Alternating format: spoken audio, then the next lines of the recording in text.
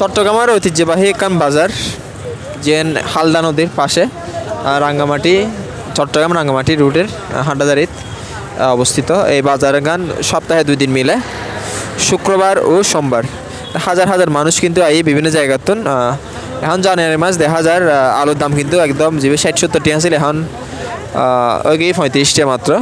তারপর আলুর দাম গান যদি আরেকটু কমে 20 টাকা মিডিয়া বা 25 টাকার মধ্যেই জনগণ স্বাচ্ছন্দ্যে ডাল ভাত তোরা হাইতের ডাল ভাত জীবন হয়।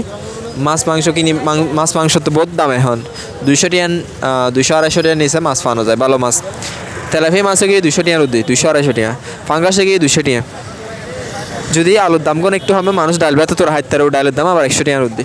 তারপরে যেটা দেখা যায় এই রাউজান আমার চট্টগ্রামের যে ইসিপুর বাজার এখানে অনেক হাজার শত শত কিন্তু বহুত দোয়ান ফাটাই বিভিন্ন শাকসবজি বিভিন্ন জায়গাতে রাউজান চট্টগ্রাম বিভিন্ন স্থানে নাই।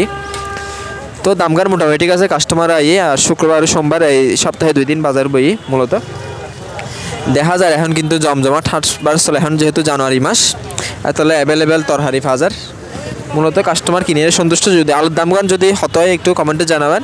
আর যতটুকু জানি কাস্টমার হতে 20 টাকা ভিতরে যদি হয় ভালো হতো বা 20-25 টাকা ভিতরে হয় মানুষ স্বাচ্ছন্দ্য হাইতে উগ্র ফুল হয়ে গেছে 2-3 কেজির 30 টাকা। যদি উগ্র ফুল হবে 30 টাকা ভিতরে 2 কেজি কেজি পদ্ম 15 টাকা। কিন্তু আলুর দাম এখনও কিনলে না হমের আলুর দাম হলো হার জড়িত বদমিকে দেখা ফুলকপি ফেলাই দেয় তার তুলনি খরচ বাড়া নিয়ে খরচ নোয়াডের বাড়া নিয়ে যাও 20 টাকা বেশি নেবার ফুলকপি তো কৃষকসকলের লস তো লস থেকে আরও এবার আরও বেশি লস দেব।